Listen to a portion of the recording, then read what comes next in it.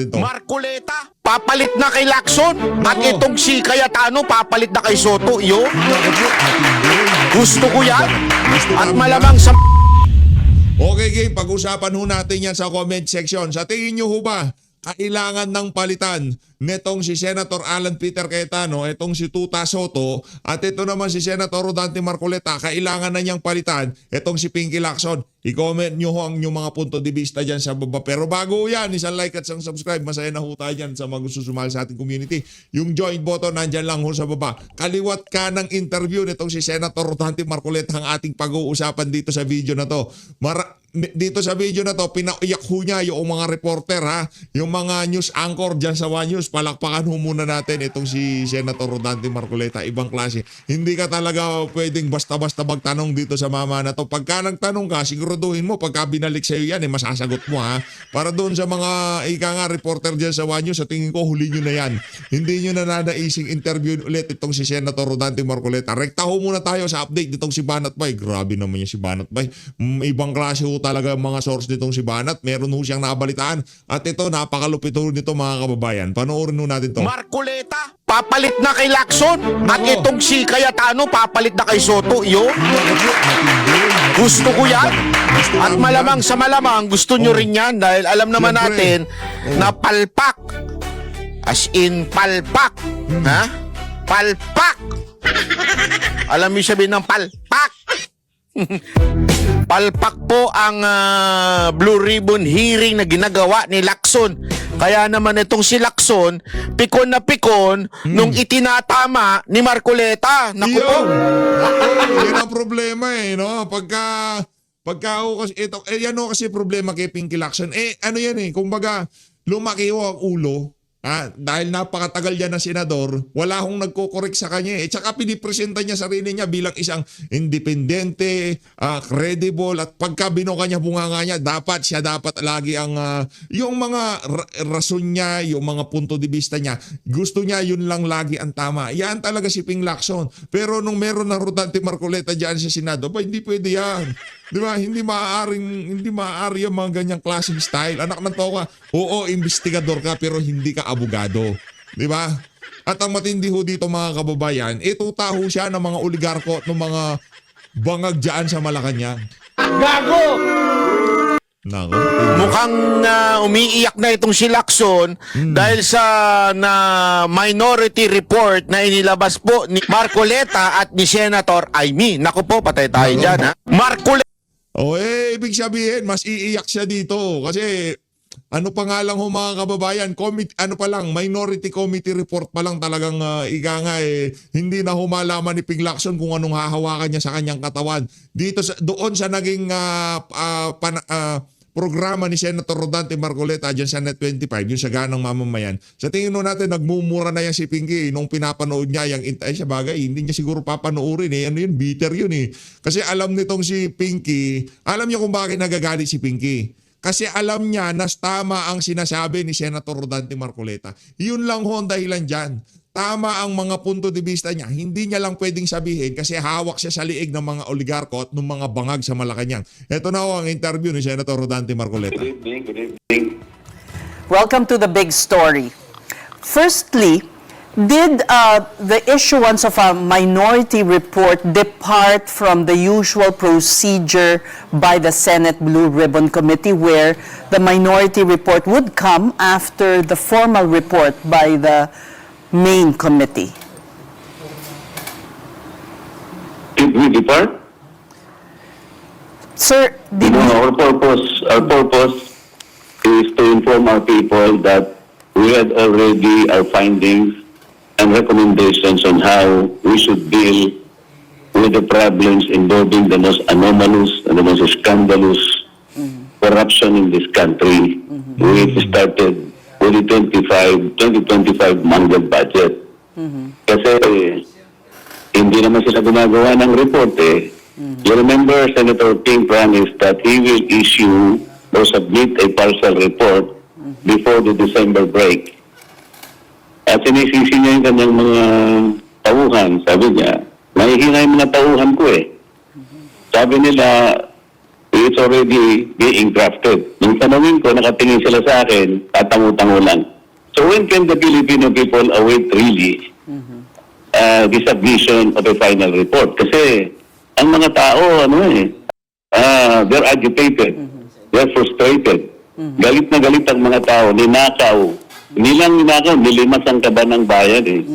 So ang purpose namin dito, one, siguro to encourage naman the Blue Ribbon Committee, mag-submit na kayo kahit partial report lang, di ba? Para sa tao. Ang tingnan natin dito yung kapakanan ng tao, hindi yung sasabihin nila we departed from the rules. Bakit? Masama bang mag-submit ng minority report? In the history of the Senate, karaniwang nagbibigay ng minority report kahit na wala pa yung majority report. Kaya namin ginawa to because hindi namin alam kung kailan sila gagawa ng report. Okay, pero We encourage them to do that. all right. Now, Senator Ping says it belongs in the trash can. Sa kanya, if it belongs to the trust can, nakalimutan niya siguro, di man lang niya binasa yung report. How can you even make a judgment like that? Yung tatlong hearings ko, nung ako pa ang chairman, kasama yung tatlong hearings na kanyang ginawa, pinagsama ko yun eh. So is he ready, or he's prepared to assume and even admit na yung kanyang ginawang 3 hearings, basura din? Nako! Pati yung kanyang dalawang privilege speeches na ginamit kong input doon, basura din yun? Nako po! Wala namang ganunan. Wala kaming ibang motibo doon kung hindi ang kapakanan ng taong bayan. Makakita man lang kung anong nangyari na so far. Hindi namin pinipilit na yun ay kanilang i-adapt. Sinasabi lang namin, tingnan ninyo. Baka naman may mapulot kayo dito, baka naman makatulong ito. Because ang ginamit namin, hindi namin sarili opinion. We never use our own opinion, our own perspective, hindi. We utilize the same people. We use their testimonies, individual and collective. So, anong basura doon? Hindi man lang niya binasa. Congressman Marcoleta, nung sa huling... Senator, sorry. Hindi ako sanay. Senator Marcoleta, before... Di nyo kasi ini-interview eh. Dapat interviewin nyo lang. Dapat dalas-dalasan yung pag-i-interview kay Senator Rodante Marcoleta para masanay kayo na tawagin siyang Senator. Noong una, hindi rin ako sanay eh. Kasi first time tagal nating tinatawag ko. Naiintindihan ko. Kasi hindi nyo kinukuha niya ang kanyang side. Dapat dalas-dalasan nyo ang ang dali lang naman kontakin niya kahit tayo dito sa PH Update. Pwede nating pakinggan yung mga interview niyan. Hindi natin makukontak. Ano ba? Wala tayong kontak dyan. Wala tayong kontak dyan kay Senator Rodante Marcoleta. At saka ano lang, pwede na tayo sa... Mahirap na eh. Nakakatakot ano yan. Yung hindi ka basta-basta magtatanong dyan kasi ilalampaso ka dyan. for the last Blue Ribbon... Teka lang, meron akong punto, di ba? Tama naman yung sinabi ni Senator Rodante Marcoleta. Mantakin nyo. Diba? Ganito lang ako kasimple ang mga kababayan. Kung basura yon, basura din pala yung privilege speech-shipping Lacson. Basura din yung tatlong hearing na kinandak niya na kung saan wala tayong nakitang resulta mapahanggang sa ngayong mga panahon na to. Diba? Committee hearing, no, nag-arrange nga si Senator Ping Lacson na papuntahin yung si alias Maria at alias Joy para nga po mag-establish ng connection with Martin Romualdez, no, and the Discayas. This is in the absence of Orly Guteza. Hindi po ba kayo na-satisfy na mukhang may ginagawa naman siya to make that connection? I know in the press con you said na parang siya yung sumasagot for them. Ikaw, kung ikaw ang nagtatanong sa kanila sa sumasagot, what do you feel? But, well, in the same vein, Senator, kayo ay inaakusahan naman ng nag-aabogado supposedly for the Discayas. Like what?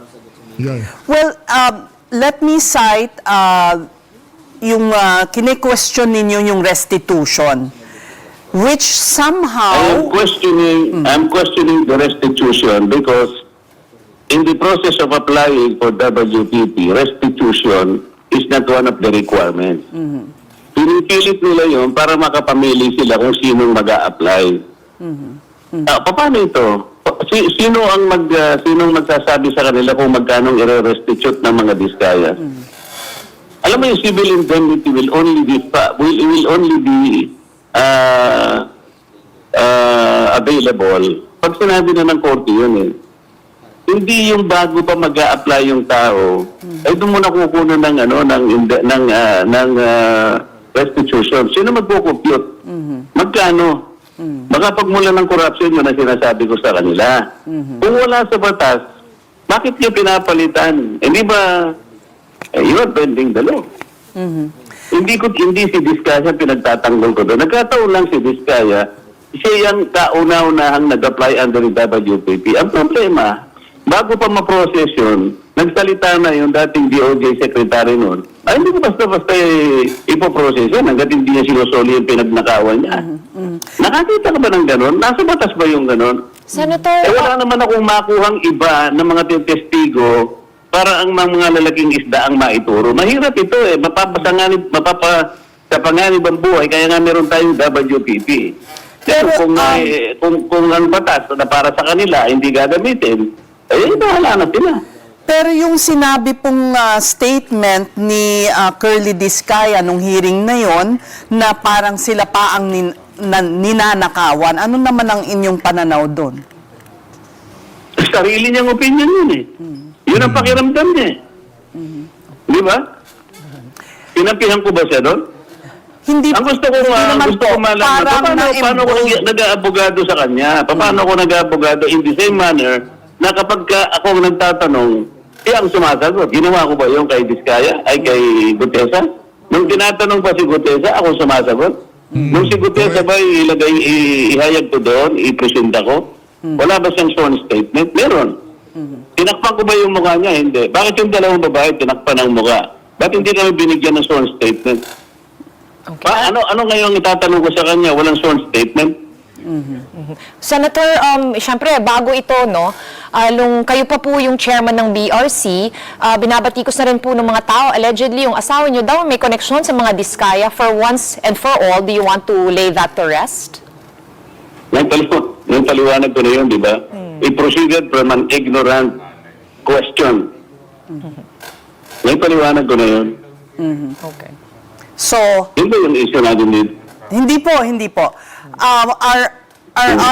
Marami po kaming katanungan kung mamarapatin po Okay ninyo. lang. Okay lang. Yung relasyon Yes, ma'am. po ng minority at majority sa Senado ay mukhang talagang hindi na maayos. Ano po ang masasabi ninyo? Paano po ba maisasaayos ang relationship between the minority and the majority?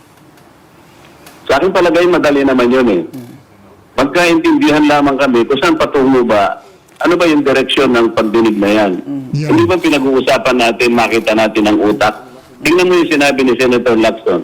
Doon sa kanyang opening statement, last January 19, nung Lunes, let me emphasize one point, sabi niya. We always go where the evidence leads us. Ang dami niyang binanggit. Number one, halimbawa, nung plenary debate ng budget, panahon ng DBCC, nandun sila. Hindi niya dinisclose yung 8 billion pesos in connection with the disclosure of Saldico na merong 100 billion allegedly na pinalagay ni President Marcos sa net. Kinauntoy niya yun. Siyang nag-conclude, hindi totoo yan, sabi niya. Actually, kanya, ginamit ang pangalan ng Pangulo ni Adrian Bersamin. Paano niya na-conclude yun with certainty? Hindi man lang namin nakausap si Adrian Bersamin, hindi man lang niya pinatawag doon. Si Trigib nandoon. Nandoon si Bernardo. Hindi naman niya pinagharap. Meron general denial si Trigib.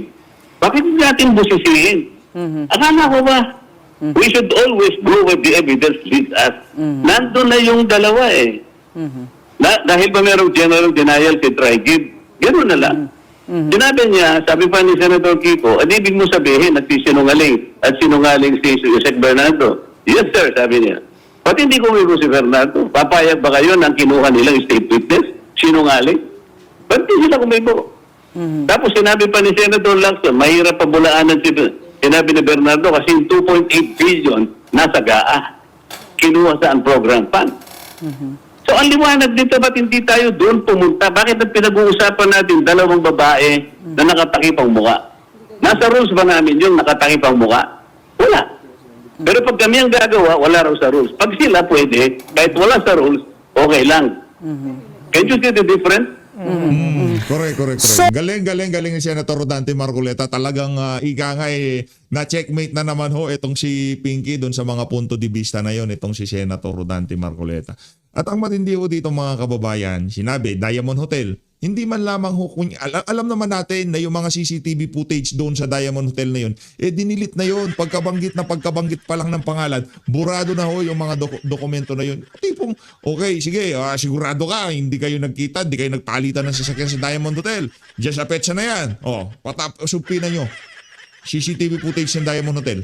Alam naman natin na wala na yan. Kayo ba naman, kahit kayo ang hotel, may-ari ng hotel na yan, na makakalaban nyo, si Martin Romualdez at si Marcos Jr., pwedeng pahirapan yung business nyo na yan. Sa tingin nyo ba, mananatili yung mga dokumento na yan? Wala na yan. Tanggap na natin yun. Kaya hindi na natin sinasabi dito sa PH Update na kunin yung mga CCTV footage ng mga parking ng Diamond Hotel. Dahil alam natin wala na yan. Mantakin nyo, abogado nga na nag-notaryo, tinanggihan yung notaryo niya dahil makakalad siya dito sa napakalaking skandalo na to, at naiintindihan ho natin yon sa parte ng Diamond Hotel. Pero sana kung meron man, ilabas nyo yan para tulong nyo na rin yan sa ating mga kababayan. I-blur nyo na lang yung mga plate number, pero ipakita nyo na talagang merong nagpalitan ng sasakyan dyan sa Diamond Hotel na yan, di ba?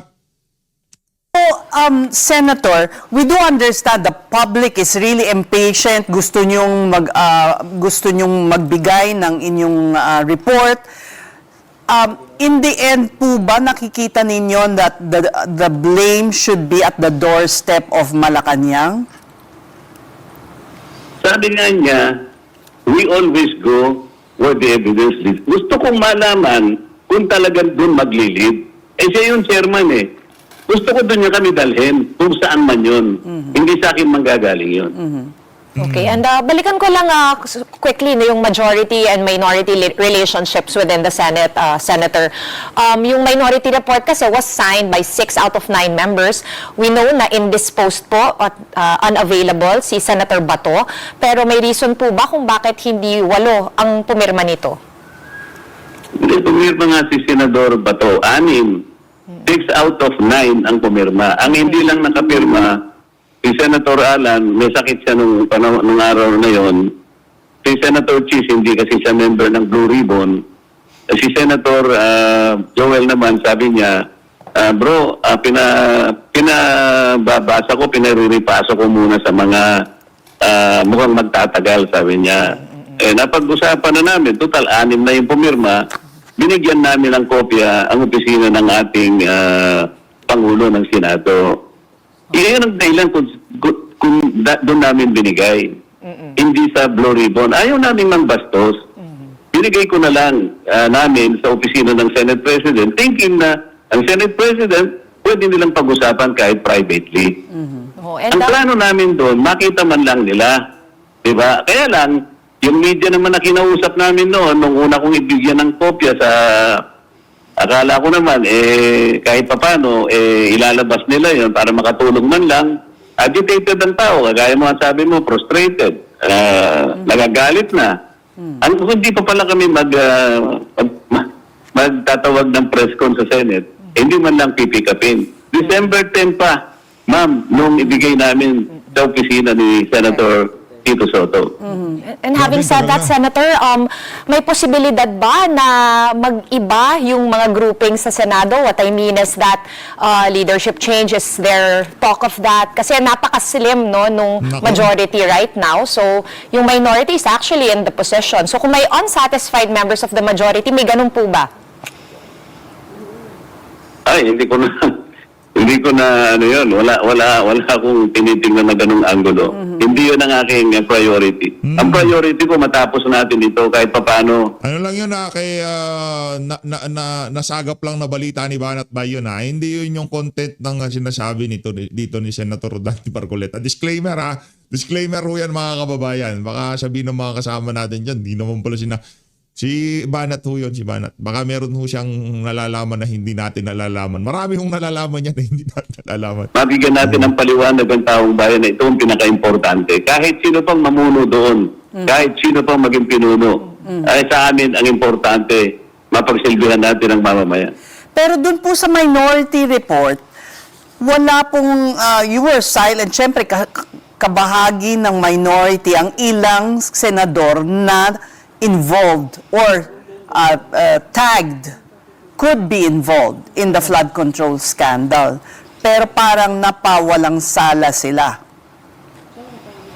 Or at least hindi Sino nyo po? nabanggit yung mga senador po, like Senator Chis Escudero, Senator Joel Villanueva, Senator Kung binasa Jinggoy.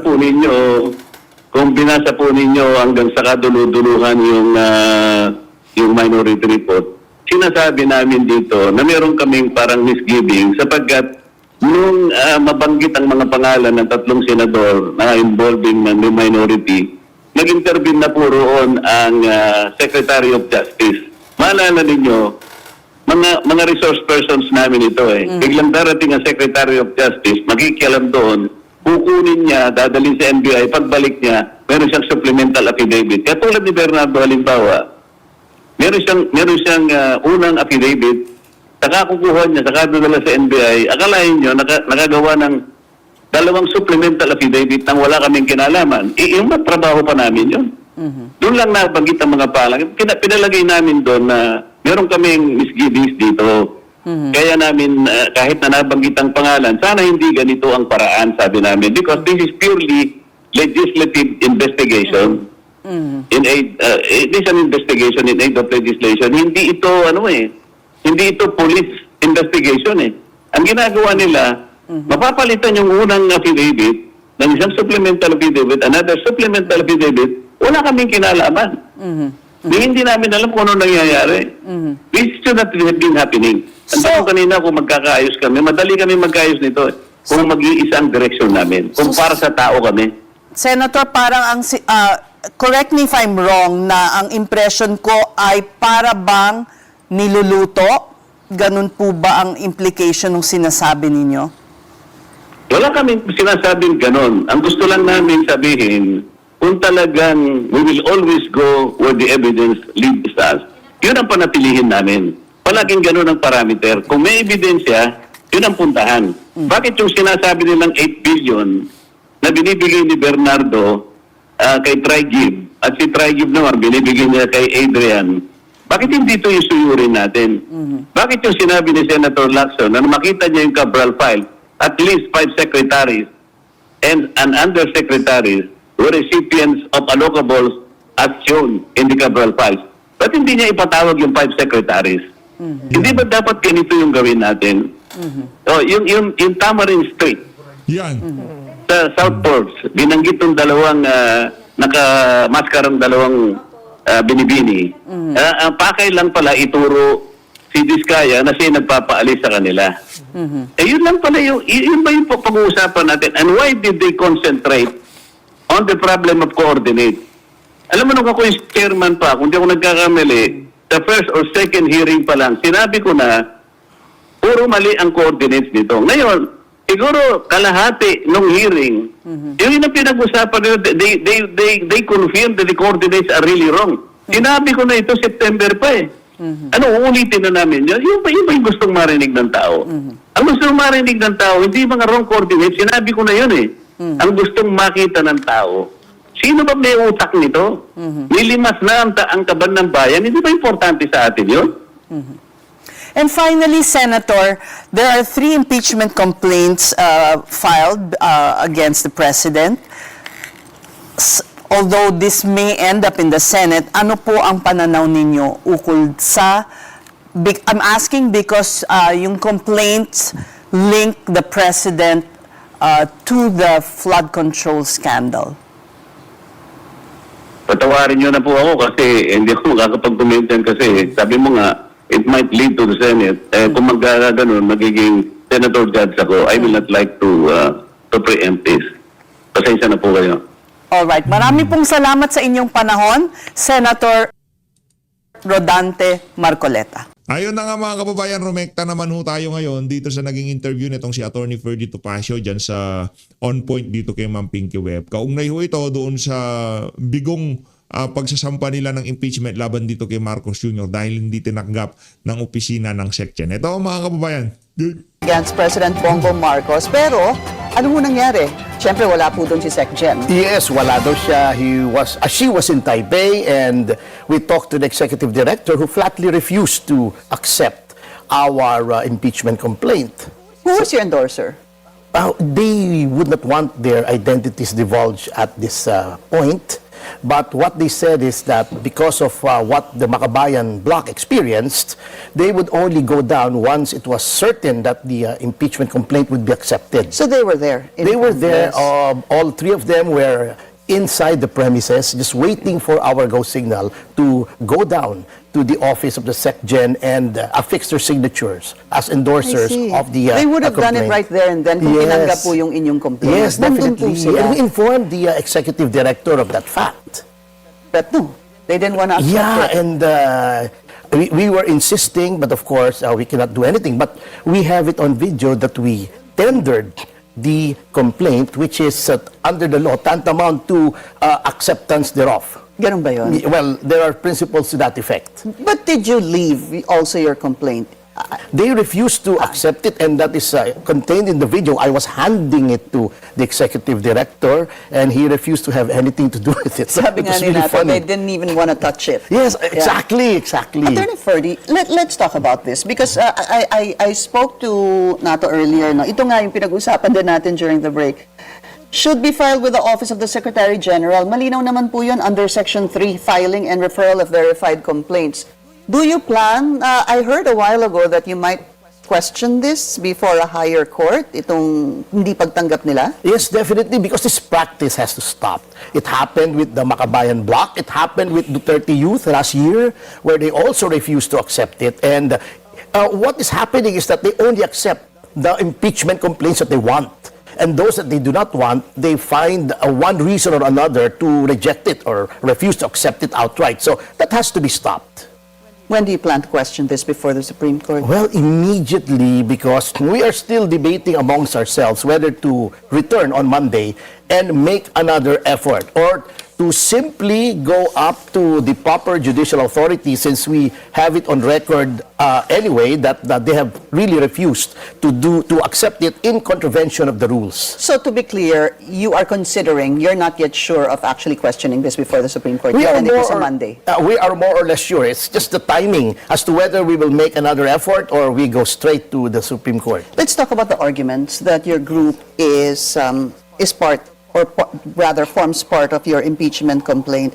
It's also betrayal of public trust. And ano pa ho ba? Betrayal of public Actually, trust? everything that's in the Constitution except for treason, because treason is a wartime crime. So, I believe that the grounds are familiar to everyone. There's flood control, there's the GAA, 3 GAAs, there is tatlo the po, corruption. 2023, 24, 25, okay. yes. Tama lang, tama lang. And of course, the knowledge that there is corruption but failing to do anything against it. And of course, the statement of Senator Amy Marcos, a sister who should know about the family tradition and the family practices, who made a very strong case for drug use with respect to the president.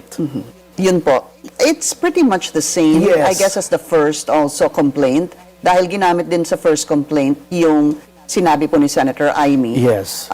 about her brother. But in your complaint, are you also alleging direct involvement in kickback due to the flood control project? Yes, Meron that, din po yun. yes, that is included in a bribery and betrayal of public trust. And I believe that one of the things that bolsters our contention is that the trust rating of the president is at an all-time low. So if that is not a betrayal of public trust, then I do not know what is. But is that good enough evidence for you? Is that strong enough evidence for you? Because if we were to look at surveys, it was also proven, Liuba, during the last elections that a lot of the surveys actually didn't really reflect what came out during the elections. Well, we are not going to present, of course, the surveys as Exactly. evidence. It's just a result of the betrayal of public trust. And as everyone knows, an impeachment trial is not really evidentiary in nature. It is political. So it ebbs and flows with the politics of the times. What about in terms of, in relation to corruption, what evidence are you going to present there? I believe there is a lot of evidence that is what they say res ipsa loquitur, or they speak for themselves. The failure to veto certain provisions which have already been held unconstitutional in the 2013 case of Belgica. The knowledge that there is corruption, but as stated by no less than a member of the legislature, Representative Toby Tiangco, who has no interest in impeaching the president. Which one among his statements are you The referring one where to? he said that the president was aware of the corruption. So if he is aware of the corruption, what is he doing about it? Which exactly? Which The one where he said statement? that ilang bahay pa ba sa Okay. Forbes Park, Ilang etc. caviar ang gusto mong Gaano karaming kainin? caviar. Yun po. That's one thing That's, that you that's one plan to po. That's use. one. Okay. Actually, ours is a very substantial, if I may say so, 44-page complaint with thousands of pages per complaint in annexes, which is a far cry from the 4-page complaint that was filed by Attorney De Jesus. I mean, with all due respect to a brethren in the profession, we believe that a particular impeachment complaint was designed to fail. There is talk, some are saying that it might be a weak impeachment complaint, so you're sure that the first impeachment complaint is a weak one? Is that what you're saying? Definitely, and in fact, a lot of lawmakers share my view that it is going to be dismissed, and however, it will serve the purpose of inoculating the president for 1 year.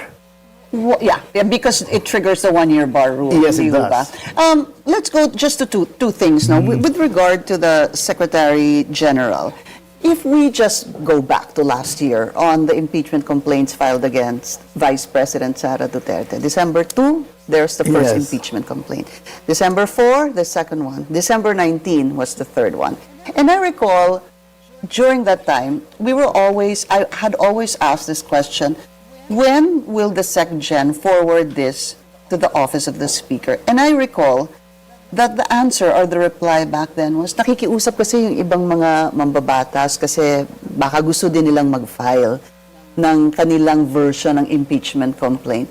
Does that work? Because to me, they say that the job of the Secretary General is ministerial, and yet the Secretary General, whether it's intentional, unintentional, forced or not forced, deliberate or not, can make decisions like that sandali lang kasi nakikiusap pa yung ibang mga congressman. Hindi Pwede ba dapat, because since you have the rules in front of you, take note of the word immediately. Yeah. It shall be immediately referred to the Speaker, Yeah. who has 10 days to refer it to committee. Immediately refer to the Yes, Speaker. definitely. Yeah.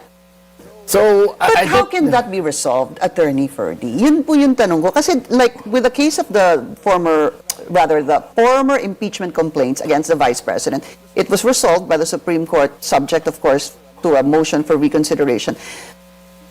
I didn't even think, to be honest, na magkakaproblema ngayon dito sa pagtanggap pa lang ng impeachment complaint, and yet here we are. Definitely. All that the Secretary General has to do is follow the evident intent of the rules, which was promulgated way back in the 15th Congress, if you will look at the Was it back in rules. the 15th Congress? I Yeah. believe, yes, 15th Congress. I believe you have it there. It says... No, but walang Yeah. nakasulat Ah, sa ganun 15th ba? Congress. Oo. It just has Section Oo. 3 filing and referral of verified because I complaints, have yeah. I have a printout of the rules. It was promulgated way back in the 15th Congress and continuously adopted until the present Congress. So how can one appreciate the responsibility or expectation from the Secretary General now? I believe that actually that's a very tricky question, because there is not even any need to resolve this. The rules themselves say that it is referred immediately to the office of the Speaker. So there is no leeway, no elbow room provided for by the rules. I think one way to resolve this is to sanction the Secretary General for failing to follow the rules of the House. And it pains me to say this because the present Secretary General is a good friend of mine. We worked together under President Gloria Macapagal Arroyo. Yes. Yeah. Do you think, though, that the House should promulgate new rules or clarify new rules with regard to this? Kasi yung pagsabihin na filed with the Office of the Secretary General, which to me is clear office, Yes. not the Secretary General, and immediately referred to the Speaker, does that come with a lot of permutations or It does not- interpretations? I believe, this is just my 2 cents, that a memorandum from the office of the Speaker will suffice directing the Secretary General to follow that interpretation of the law. It's a matter of to the Secretary General, for the Secretary General from the Speaker. When you say immediately, it means immediately, and when you say it's in the office of the Secretary General, it's either herself if she's present, or if not, she will designate the next in line to receive the impeachment complaints. Especially because there was a lot of talk already that several other impeachment complaints were going to be filed against Yes, the because it's president. just common sense. I mean, if you file something with the court, the judge does not have to be there. If you file something with the office of the president, does the president have to be personally there? Of course not. So it just follows. It's very logical. I'll ask you the same question I asked Nato a while ago. Sabihin po natin that because when we used this, the Office of the Secretary General, and immediately referred to the Speaker, the Secretary General immediately did refer the first impeachment complaint to the Speaker. That is exactly my point. Okay, so nandun na po yun. Meron pong second that they say is deemed initiated. Kayo po, the third, do you also say that yours is deemed, filed? Deemed filed, sabi nung second impeachment complainant. Under the general principles governing matters of this nature, the tender should have been sufficient. But then again, of course, there will arise the question of the physical copy. What will be referred immediately to the office of the Speaker, and then what will the Speaker refer to the committee within 10 days? That's so that what is I the wanted problem. to ask you. Yes. But I'll go back just a little bit. What is the status of your impeachment complaint? We believe Is it deemed filed? We believe so, but of course, that does not bind the Secretary General, to be fair. Okay. So that is why we will seek guidance from the Supreme Court to avoid situations of this exactly of this nature in the future. In the future, Yes. okay. Then let's talk about what you just said, Attorney Ferdy. Yung isa po, binigay na po kay Speaker, referred to the Speaker already. And then Article 11, Section 3 basically states that it should be referred to the proper committee. No, sorry. Should be included in the order of business Yes, within 10 within 10 sessions. days, Okay, yes. doon muna tayo before we go to the proper Yes, committee. and that is mandatory actually. Exactly. So paano po pag nauna itong the first one was referred to the Speaker already, and then what happens on Monday? What is your expectation on Monday? For example, if the second impeachment complaint will be refiled or filed again by the Makabayan Bloc, and then the third one, to which you are part of, will be filed again on Monday. If they accept that of the Makabayan Bloc, well, because it's already endorsed, then I believe that it should be consolidated with the first one. The second one with the first one. Yes, the first one, the one of De Jesus. Yes. The Makabayan Bloc's complaint should be consolidated. Why? We have seen it. We believe it is substantial, and just for these nonce, we support the Makabayan Bloc on that. So, we believe it to be so because it was filed before the session started. Both would have been considered filed before the referral and the 10-day period begins to run. So, Because they are on break, Yes. pwede pong any time, yesterday, the week before that they Opo. were not in session, pwede pong sabay-sabay yung ibigay kay, to take it up in the order of business within 10 days because they were not in session. Yes, we believe that should be so. If the impeachment process is going to perform its role as an instrument and tool of accountability. Okay, but what about yours? If yours were to be filed, on Monday, what happens? Will you just drop it? Well, we still don't know actually. We still need to talk about it tomorrow, but rest assured that if our endorsers are still willing on Monday, then we may proceed. Why will they not be willing? If they were willing today, why will they not be willing on Monday? There is a lot of pressure on them actually. And what That is the difference between the pressure today and on Monday? Well, actually, that is why we do not want to reveal their identities. But of course, when we went there, the people who met us, they can surmise as to who these endorsers will be. Mahuhulaan po nila eh. Lalo na kung saan kami pumuntang opisina kanina. Alam na po doon. Alright, so I guess we're gonna have to see what happens on Monday. Yes, And Abangan na lang ho natin kung ano mangyayari sa Lunes. Marami yung kaganapan sa Lunes. Yan, hindi lang ho dyan sa Senado, hindi lang ho dyan sa House of Representatives, maging sa Senado. So always, Maraming salamat po sa pagsuporta sa PH Update. Mag-ingat po kayong lahat. Palakpakan po natin itong si Atty. Ferdy Topacio.